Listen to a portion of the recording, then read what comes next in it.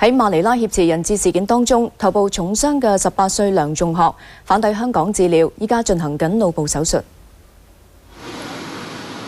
載住梁仲學嘅醫療專機啱啱6點半左右抵達本港機場。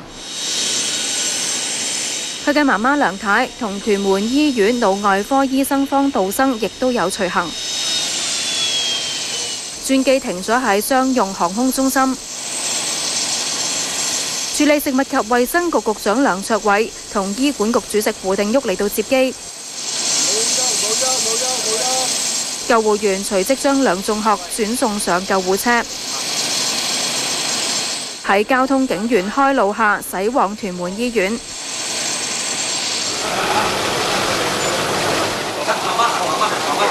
梁仲學入院過程順利，進行咗磁力共振同電腦掃描，隨即由腦外科醫生進行手術，預計最快凌晨4、5點先至完成。而家嘅急務呢，就係幫佢係減低佢嗰個嘅顱內壓啊，因為佢係受咗大家都知道呢嗰個嘅腦部嘅創傷啦，咁而令到呢係裏邊呢係有一啲嘅腫嘅。呢一個都係一個腦外科嘅一個算係一個大嘅手術啦。方醫生同我講，咁我同佢講呢，亦都佢哋係呢個手術，亦都佢哋係有信心嘅。咁但係正如我頭先所講啦，所有嘅手術，無論係好細嘅手術都好呢，都有佢自己嘅風險。佢話手術後要觀察4至到7日，要視乎梁仲學嘅復原進度，先至決定下一步嘅治療方案。無線電視記者郭永嘉報導。記者郭永嘉仍然喺屯門醫院嗰度㗎。梁仲學嘅手術主要會做啲咩呢？係咁，根據梁卓偉所講啦，梁仲學嘅手術今晚主要有2樣嘢要做。